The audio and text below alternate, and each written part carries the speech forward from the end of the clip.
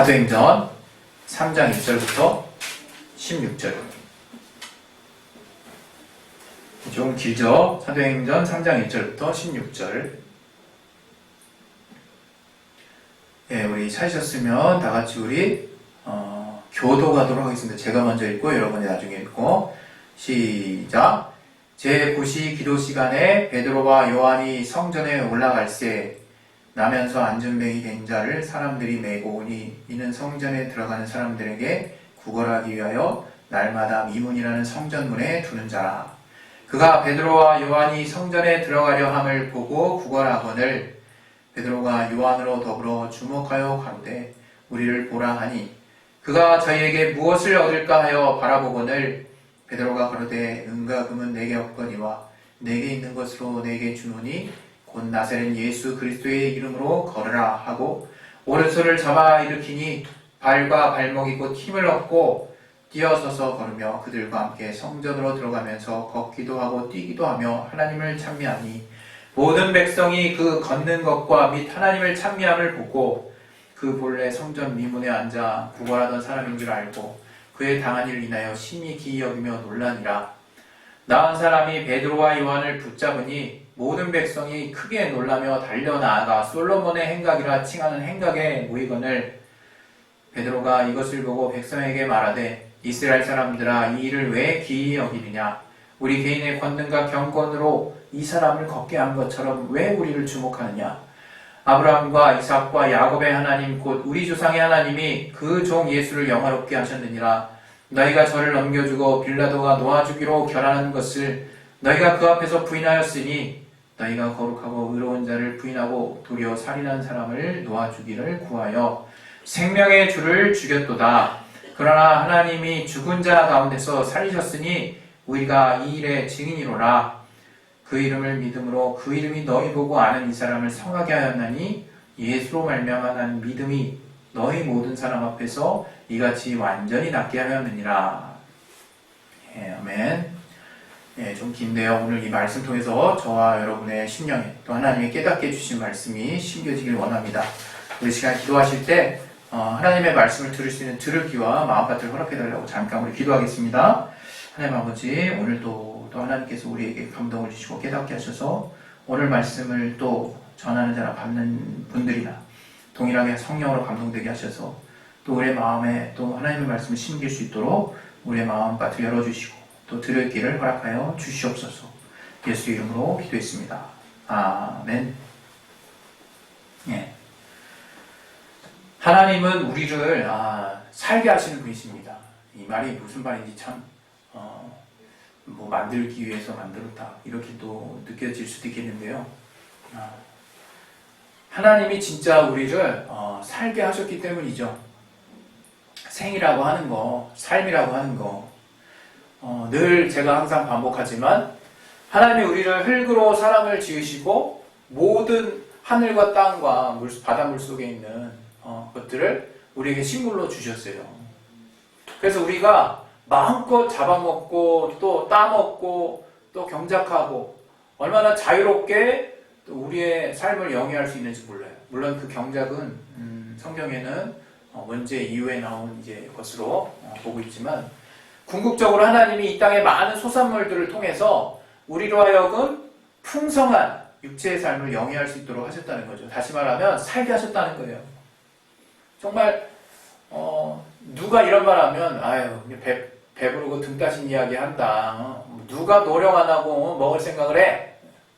특히 이제 우리 부모님들이 여러분들 이제 어린 친구들 뭔가 공부 안 하고 그러면 너희 공부 안 하면 나중에 거지 된다 막 이런 얘기를 하시잖아요. 지금 시대는 사실은 육체가 노력을 안 하면 땀을 흘리지 않으면 정말 결실을 얻을 수 없는 시대예요. 그것은 참 성경을 근거로 우리가 생각을 해보게 되면 어찌 보면 인간이 죄의 결과로 땅이 저주를 받아서 엉겅퀴를 내고 남자는 결국 땀을 흘려야 그 소산을 얻게 되는 그런 어떤 결과물들이 아닌가 그런 생각을 또 하게 됩니다. 물론 여러 가지로 생각해 볼 거리들이 있지만 그러나 본래 하나님이 우리에게 사람을 지으셨을 때 에덴의 풍성한 또 과실들과 또 땅의 식물들을 우리에게 먹을 것들로 주셨어요. 물고기도 주시고 이게 우리가 먹고 사는데 우리의 육체의 삶을 유지하는데 아무런 불편함이 없는 상태로 우리를 지으셨다 이거예요. 그런데 더 나아가서 하나님이 우리의 코에 생기를 불어넣으셔서 우리가 이제 영적인 교제를 할 수 있는 존재로 만드셨어요. 아마 그것은 저와 여러분이 아시는 바와 같이 그 영적 존재가 되므로 이제는 하나님이 어떤 육체에 먹고 또 입고 자고 그 다음에 마시고 하는 그런 육체의 요구를 만족하는 삶 이상으로 하나님 우리 인간이라는 존재가 이제 하나님의 말씀을 통해서 그 하나님의 말씀을 순종하는 삶을 통해서 신령한 삶이 무엇인가를 알 수 있는 그런 존재로 하나님 우리를 지으셨다는 거죠. 비록 인간이 원죄로 인해서 자기 욕심을 따라 육체의 욕심을 따라 잘못된 선택을 했지만 하나님이 그 아들 예수를 통해서 이제 다시금 회복시켜 주신 삶이라고 하는 것은 이제 예수 그리스도의 보혈의 공로를 믿는 믿음을 통해서 다시금 하나님의 자녀된 삶을 다시금 신령한 삶을 유지할 수 있는 그런 어떤 존재로 하나님 우리를 정말 다시금 회복시켜 주셨습니다. 그래서 여러분이 내가 어떤 삶을 사는 존재인가 했을 때 딱 생각을 해보세요. 내가 먹는데 내 인생의 목적이 있다. 또는 무언가를 사는데, 무언가를 집을 큰 걸 짓는데, 또는 여러분이 내가 어떤 다양한 어떤 육체의 만족을 취하는데 삶의 목적을 두신다면 어떤 면에서는 참 하나님이 본래 지으신 목적대로 사는 게 아닐 수 있다는 것을 여러분이 좀 깨달을 수 있길 바랍니다. 물론 우리는 육신을 초월할 수 없기 때문에 육체의 만족을 배제하는 삶을 또 사는 것은 그것 또한 또 성경에 또 위배되는 부분이라고 생각을 해요. 그러나 우선순위, 제가 이전에도 설교한 것처럼 분명한 우선순위를 잡아서 여러분이 삶을 사셔야 한다는 것을 잊지 않으시길 바랍니다. 그래서 제가 오늘 여러분에게 들고 온 주제는 다소 좀 철학적일 수 있지만 과연 우리의 삶을 유지해주는 그 힘은 무엇일까? 어디에서 나올까 하는 것들을 오늘 본문을 통해서 좀 다시 한번 좀 생각해 볼 수 있는 그런 시간이 됐으면 좋겠어요. 우리의 삶을 유지해 줄 수 있는 그 힘은 어디서 나올까? 그것은 분명히 우리의 육체가 건강하지 않으면 우린 죽습니다. 그러면 아마 우리의 영혼이 깃들어 있는 육체가 깨져 나가기 때문에 우리 영혼도 사실은 물론 뭐 성경에 의하면 우리가 예수를 믿고 죽으면 낙원에 가 있다가 또 하나님이 부르실 때 다시 정말 영원한 약속 가운데로 갈 수 있다고 믿고 또 그렇게 이후의 삶을 생각하고 있지만 실제적인 부분에 있어서 우리의 육체가 있는 이 땅의 삶에서 육체가 깨어져 나간다는 것은 이제 우리의 인생에 주님이 만들어 놓으신 세상에서의 삶은 끝난다는 걸 의미하는 거죠. 육체 건강이 너무 중요해요. 여러분이 그래서 어떤 사람 이제 예수를 믿는다고 신앙생활 한다고 막 육체를 마음대로 굴리시는 분이 있으세요. 예, 그냥 자기 멋대로 그냥. 그러나 육체를 잘 보양하는 것도 또 예수를 믿는 또 어떤 신앙인으로서 중요한 가치 중에 하나라는 것을 말씀드리고 싶습니다. 물론 우리가 우선순위에 의해서 육체의 삶을 돌아보지 못하는 어떤 긴박한 또는 절대적인 상황이 우리의 삶에 벌어질 수 있어요. 그런 특별한 상황들을 말씀드리려고 하는 것이 아닙니다.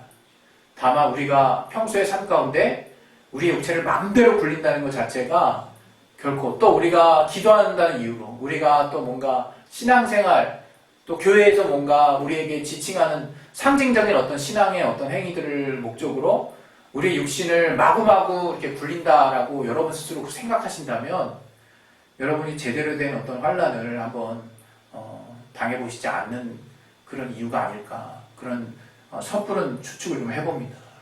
이런 좀 다소 제가 교만할 수 있는 말을 한 이유는 우리 육체가 그만큼 중요할 수 있다는 거죠. 여러분이 어떤 상황에 처하시든 여러분 육신이 건강을 잃지 않도록 잘 유지할 수 있기를 바랍니다. 그런데 오늘은 이제 그 육체의 부분을 이야기하려고 하는 것은 아닙니다. 아마 여러분도 아시는 바와 같이 더 중요한 부분, 어떻게 보면 더 본질적인 부분, 우리의 삶을 지속하게 하는 그 힘이 어디서 나오는가 했을 때 아마 부인할 수 없게 우리가 삶을 지속하게 하는 소망이라는 것이 우리에게 떨어질 때, 또 삶의 소망이 없을 때, 삶의 행복이 없을 때, 삶의 만족이 없을 때, 삶의 기쁨이라는 것이 없을 때 아마 여러분은 삶을 더 지속할 수 있는 근본적인 어떤 힘이 소실돼 버리는 것을 볼 수 있어요. 여러분, 누구나 우리가 삶을 지속하는 것이 건강하다고 다 삶을 지속하게 되는 게 아니라, 건강조차도 내가 무엇 때문에 건강해야 하는 그 우리 내면의 가치들로 인해서 내가 건강하고자 하는 의지도 세워지는 거죠. 그런데 여러분의 삶의 환경이 절망적이라면, 집안에 들어갔는데 온통 절망적인 환경만 짝짝 벌어져. 아주 단적인 예이고 굉장히 단순한 예인데, 예를 들어서 여러분에게 가장 적합한 예 중에 하나가, 여러분이 이제 갑자기 시험을 너무 못 보게 되면 갑자기 여러분의 앞날이 깜깜하게 느껴지잖아요. 마음으로는 안 그래야지 생각하지만 그냥 괜히 굉장히 우울해지고, 마치 인생에 여러분 한순간인 건데 그게 그다지 큰 영향을 미치지 않을 수도 있는 것이고, 이것으로 인해서 대입이 망가진다 할지라도 그 대입조차도 우리 인생의 중요한 순간임은 맞지만 우리 인생 전체를 놓고는 얼마든지 회복하고 되돌릴 수 있는 많은 기회들이 있는 인생의 한 순간일 뿐인데, 우리는 그런 어떤 상황들을 접하면 굉장히 마음이 우울해지고 절망스러워지죠. 그럼 어떻습니까? 참 신기하게 삶을 지속할 힘이 떨어져요. 그럼 내가 평소에 재밌었던 것들이 하나도 재밌지 않습니다. 그리고 아무것도 하고 싶지 않죠. 밥맛도 없어지죠. 사람마다 경우의 차가 다른데, 어떤 사람은 폭식을 하기도 한다 그래요. 밥맛이 더 있어지는 건지 모르겠지만 그게 또 다른 형태로 나타나는 것이죠. 어떻게 됐건 우리가 부인할 수 없는 사실은, 우리가 우리의 삶을 지속하게 하는 그 능력, 그 힘이 단지 육체의 건강에 있는 것이 아니라 육체의 건강도 좌지우지 될 수 있는 정신적인, 그 내면적인 어떤 동기들로 인해서 우리가 얼마든지 삶을 더 지속할 수도 있고 중단이 될 수도 있다 하는 것들을 우리가 알 거예요. 우리 한국 사회가 얼마나 정신적인 스트레스가 많은 사회들입니까? 미래에 대한 어떤 암울한 어떤 미래에 대한 생각들이 많은 사람들 때문에 자녀를 낳기를 거부하고, 또 자녀가 꼭 부부간에 꼭 있어야 된다는 것은 아니지만, 더불어서 우리가 미래를 바라볼 수 있는 여러 가지 기준들이 다 암울해짐으로 말미암아 우리가 미래를 긍정적으로 볼 수 있는 모든 가능성들이 다 어두워지지 않습니까? 이런 것들을 우리가 보면서 참 우리는 많은 세상의 어두운 요소들로 인해서 삶의 의욕을 상실해가는 존재들이구나, 이런 것들을 생각하게 됩니다.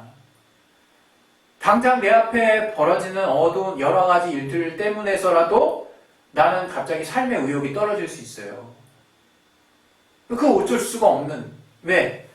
나의 어떤 보여지는 상황들이 어떻게 해석되고 어떻게 내 안에 받아들여지느냐 하는 정신적인 그 멘탈의 요소들로 인해서 나는 삶을 어떻게 바라보느냐 하는 평가가 자연스럽게 나오게 된다 이거죠.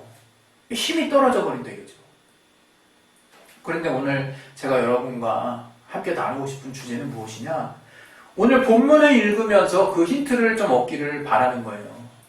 오늘 본문은 어떤 면에서 제가 여러분에게 같이 나누고자 하는 부분을 약간은 비껴가는 내용이라고 여겨질 수 있어요.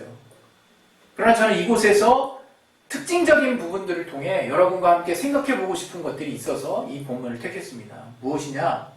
오늘 이 본문은 베드로와 요한이 이제 주님이 승천하신 이후에 성전 미문이라는 곳에 가가지고 늘 앉은 정말 나서부터 이제 앉은 매이가 된 어떤 구걸하는 자에게 정말 예수 이름으로 정말 저를 이렇게 세우는, 그래서 걸어가게 하는 이적을 일으키는 그 내용이 들어있는 장면이에요. 이 스토리를 보면 우리들 다 그렇죠. 우리 예수 믿는 사람들 다 어떤 마음이 듭니까? 그래, 바로 이거야. 나에게 이러한 믿음이 있어야 될 텐데 하면서 우리가 마음을 딱 부여잡죠. 그러면서 왜 내게는 이렇게 베드로와 요한처럼 예수 이름으로 누군가를 낫게 하거나 어떤 상황을 급반전시키는 믿음이 없는 걸까? 이러면서 우리가 때로는 낙담하기도 하고 또 도전하기도 하고 또 이 부분들을 통해서 마음을 새롭게 먹기도 하고 그런 어떤 교훈이 되는 어떤 중요한 내용들이 들어있습니다. 예수 이름, 하나님으로 말미암아 난 믿음이 저를 일으켜 세웠다라고 하는 베드로 요한의 정말 정말 주장, 그 설교. 그런데 여러분 이 내용 가운데 여러분 좀 잘 보시면 베드로와 요한이 이 안진뱅이를 이제 일으켜 세웠을 때, 걸어가게 했을 때 사실 많은 사람들이 뭘 만나면 9절 보면 모든 백성이 그 걷는 것과 및 저들이 이제 안진뱅이 됐다 이런 사람이 하나님 막 찬양하고 찬미하고 있거든요. 그 하나님을 찬미함을 보고 그걸 기이 여겼다는 거죠. 그리고 곧바로 11절부터 쭉 이제 베드로와 요한 주변에 쫙 몰려들었어요. 솔로몬 행각이라는 그 곳에. 그때 베드로가 뭐라고 얘기하는지 여기에 지금 제가 여러분에게 드리고 싶은 말씀이 있는 것입니다. 무엇이냐? 베드로가 이것을 보고 뭐 어떤 걸 봤어요? 백성들이 다 이제 자기 주변으로 몰려들었잖아요. 베드로와 요한 주변에. 이스라엘 사람들아, 이 일을 왜 기이 여기느냐? 여기 이제 답이 있습니다. 마치 어떻게 기이 여기느냐? 그 능력을 행한 베드로와 요한을 주목하고 있다는 거예요. 특히 베드로를 주목하고 있다는 거예요. 우리 개인의 권능과 경건으로 이 사람을 걷게 한 것처럼 우리를 주목한다. 지금 이 얘기를 지적하고 있거든요. 이게 굉장히 중요한 포인트예요. 뭐냐? 우리는 믿음을 제대로 발휘하지 못하는 경우가 너무 많아요. 또 저 스스로도 그래요. 제가 제일 많이 저질렀던 실수가 뭐냐? 하나님, 나는 믿는다고 믿었는데 왜 상황이 이렇게 굴러갑니까? 라고 질문했던 기도들이에요.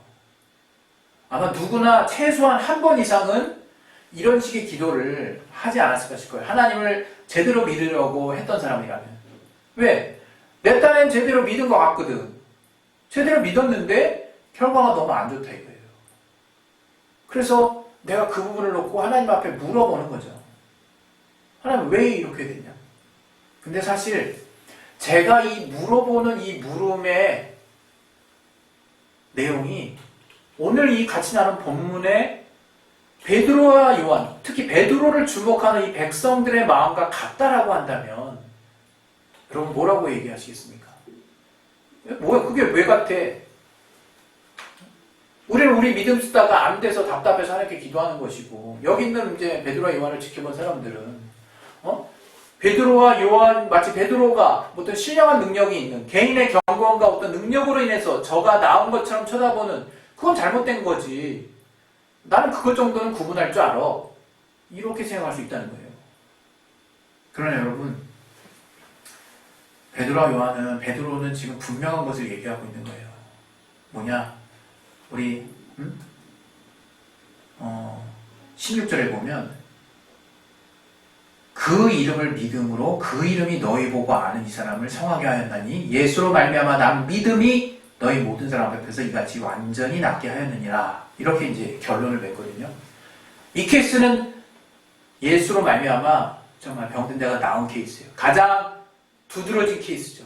병든 자가 나으리라 말씀하셨고 말씀대로 저가 그 믿음대로 예수 이름으로 병든 자가 나았어요. 어떤 의심의 여지가 없는 아주 완전한 케이스라고 보여져요. 그러나 우리가 접하는 환경 가운데 우리가 예수 이름을 힘입어서 기도하고 또 우리가 결과를 얻을 찰나에 과연 이러한 결과를 얻은 적이 얼마나 있었고 또 얻지 못했던 적이 얼마나 있었냐 생각을 해볼 일이죠. 그럼 우리의 믿음을 확률로 판단할 겁니까? 우리의 믿음은 확률로 이 정도 돼. 뭐가 잘못된 거지? 우리는 거기에 곧바로 우리의 시선이 돌아갑니다. 우리가 쓰는 믿음을 돌아보고 하나님이 어떤 부분에서 나에게 깨닫게 하셔야 하는지 내가 나의 믿음을 더 돌아보는 그런 시간들을 갖는 것은 대단히 중요합니다. 그러나 어떤 면에서 우리가 애시당초 처음부터 그 믿음을 오해하고 있지는 않았나? 라는 생각을 저는 해보는 거예요. 무슨 말이냐? 지금 이 성경에서 우리에게 늘 또 주님이 공생의 삶 가운데서 늘 제자들에게 책망하시거나 또 기대하셨던 믿음, 주님이 길을 가시면서 그 믿음의 혜택을 받던 모든 자들에게 칭찬했던 그 믿음의 본질이 무엇이냐? 너희 믿음이거든요. 너희 믿음. 실제로 믿음을 소유하고 있었어요.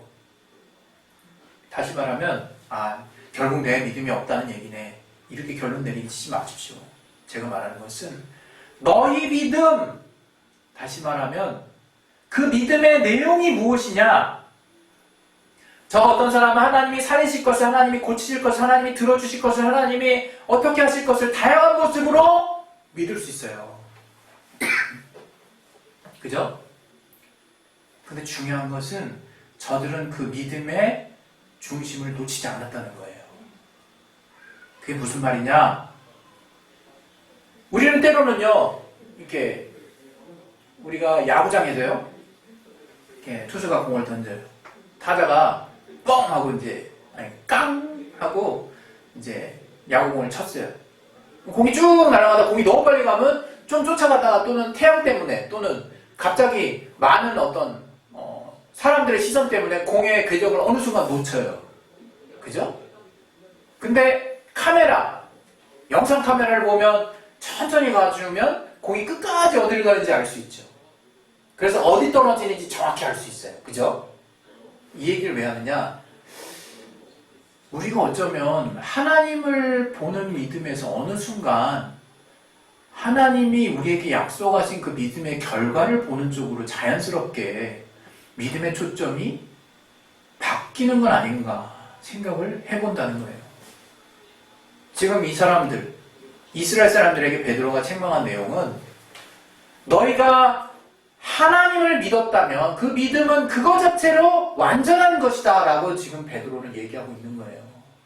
그 믿음이 이 사람을 이렇게 낫게 한 거다. 그 얘기를 하는 거예요. 그러나 저들이 책망받은 부분은 그러나 너희들은 마치 우리가 하나님의 믿음을 정말 잘 믿어서 어떤 잘 믿은 결과물로 인해서 우리들의 어떤 능력에 의해서 어떤 결과가 나왔다라고 어느 순간 하나님의 믿음을 믿었다가 하나님의 믿음만을 주목했다가 우리들의 경건적으로 시선이 전환된 것을 너희들이 깨닫지 못하느냐라고 책망하는 것으로 저는 보인다 이거예요. 여러분 오늘 성경의 주제가 뭡니까? 우리 바깥에 집중해서 들으세요. 오늘 성경에서 말하는 주제가 뭡니까? 바로 삶을 살게 해주는 뭐예요? 지속하게 해주는 힘이에요. 힘. 그 힘이 뭐냐? 바로 믿음이라는 걸 말씀드리는 거예요. 믿음. 그 믿음이 무엇이냐? 우리는 믿음을 자꾸 믿음의 결과랑 같은 걸로 생각해요. 왜? 하나님이 이렇게 해주신다고 했으니까. 나는 하나님의 말씀을 믿어. 근데 여러분, 하나님의 말씀을 믿는다는 건요, 하나님이 말씀하셨으니까 믿는다는 거예요. 다시 말하면, 하나님을 믿는다는 거죠. 근데 우리는 자꾸 하나님을 믿었다가, 하나님이 말씀하신 걸 믿었다가, 하나님이 말씀하신 결과가 내가 정말 그 결과에 따라서 하나님의 약속을 내가 자의적으로 해석한 결과물들과 일치하지 않으면 믿음의 결과가 틀리기 때문에 하나님을 못 믿는 상황으로 결론이 난다 이거 우리가. 너무 어이가 없는 상황인 거거든요. 여러분, 사드락과 메삭과 아벳느고가 그 풀무불에 들어갈 수 있는 이유가 무엇이었을까요? 던져질 수 있는 이유가. 바로 저들의 고백에서 나와요. 하나님이 능히 이 풀무불에서 우리를 건져내시거니와라는 믿음이 저들에겐 있었어요. 그러나 더 나아가서 그리 아니하실지라도 우리는 하나님을 찬양한다라고, 하나님을 정말 끝까지 믿겠다라고 저들이 고백하거든요. 그 믿음은 얘 믿음 참 대단하다. 대단하죠. 죽음을 불사하는구나. 우리는 자꾸 일어난 현상에 갑자기 시선이 확 옮겨져요. 그러나 여러분, 하나님이 우리에게 요구하시는 것은 그 일의 결과가 어떻게 됐든 내가 처음부터 끝까지 하나님을 믿을 수 있느냐 하는 것들을 하나님은 늘 우리에게 보시고 싶어 하시는 거라는 거 여러분 보이셔야 돼요. 그 사실이. 여러분 삶을 지속하게 하는 힘이 어디서 나온다고 생각하십니까? 우리가 때로는요, 오늘 제가 주보에도 썼지만 하나님을 믿었지만 삶의 결과가 내 바람대로 안 되는 경우가 있어요. 또 하나님을 믿었는데 내가 바라는 대로 될 때가 있어요. 그 두 결과, 상이한 결과에서 여러분 하나님을 믿는 부분에 다른 결과가 나와서는 안 돼요. 여러분 우리는 우리의 인생에 대해서 속단할 수 없습니다. 또 잘 몰라요. 또 우리가 바라는 바람이 어디서 정말 우리의 한 치 앞도 모르는 미래, 우리가 결정한 결정이 완전히 다 옳다라고 주장할 수 없어요. 그러나 하나님은 선하신 분이고 하나님은 정말 믿을만하다는 한국 표현이 좀 어정쩡한 게 있어서 좀 애매한데 정말 믿기에 부족함이 없는 분이라 이거예요. 여러분 하나님만을 믿으시는 믿음이 여러분 안에 정착이 될 때 여러분이 비로소 삶을 살아나가는 근본적인 힘이 주어지는 것이에요. 하나님만을 믿는 믿음, 그래서 그 결과에 연연하지 않고 오직 하나님만을 신뢰하는 믿음이 여러분 안에 자리 잡을 때 하나님으로 말미암아 이제 기쁨과 소망과 삶의 만족이 생기기 시작하는 거예요. 여러분 식물을 심을 때 뿌리가 내려야 거기서부터 줄기가 나오고 싹이 나오고 줄기가 나오는 거예요. 씨가 막 이랬다 저랬다 여기 옮겨졌다 저기 옮겨졌다 하면요 뿌리를 못 내려요. 여러분 믿음이라고 하는 건 뿌리와 같습니다. 믿음이 단단하게 정착이 돼야 하나님만을 믿는, 그것이 곧 하나님의 말씀을 믿고 하나님의 약속을 믿는 것이지만 가장 본질적으로 하나님만을 믿는, 그래서 그 하나님에 의해서 내가 바라는 바람의 결과가 달라진다 할지라도 하나님을 믿는 믿음이 여러분 안에 변하지 않는다면 여러분은 결국에는 여러분의 삶을 지속할 수 있는 근본적인 능력과 힘이 여러분 안에서 계속적으로 나온다는 것을 깨달을 수 있을 것입니다. 할렐루야. 우리 시간에 이제 기도하겠습니다. 기도하실 때 이게 때로는 체험하지 않으면 어려울 수 있어요. 왜? 아니 내가 하나님의 말씀대로 기도하고 믿었는데 왜 믿음의 결과가 이러냐라고 원망하는 게 뭐가 잘못됐냐 이렇게 정말 얘기할 수 있는 사람들이 많을 수 있거든요. 저도 그렇게 생각한 부분들이 많았고, 그러나 제가 지금 깨달아지는 것, 제가 지금 알고 있는 것은 믿음이라는 게 본래 그런 게 아니었구나. 원망하지 말라는 것이 아니라 원망하면 들 수 있어요. 충분히. 그러나 그럼에도 불구하고 내가 하나님을 믿는 믿음만큼은 절대로 변하지 않는 거. 그랬을 때 하나님이 그 믿음을 통해서 뿌리 내리게 되고 거기서부터 공급해 주시는 생명의 충만한 것들이 내 삶을 지배할 수 있게 된다는 것을 제가 깨달은 거예요. 여러분 그 사실을 여러분이 분명히 깨달을 수 있기를 예수 이름으로 축원드립니다. 이 시간 기도하실 때 하나님 우리가 성령으로 충만하여서 하나님을 믿는 믿음이 정말 흔들리지 않도록 도와달라고 우리 예수의 한번 기도하겠습니다. 예수!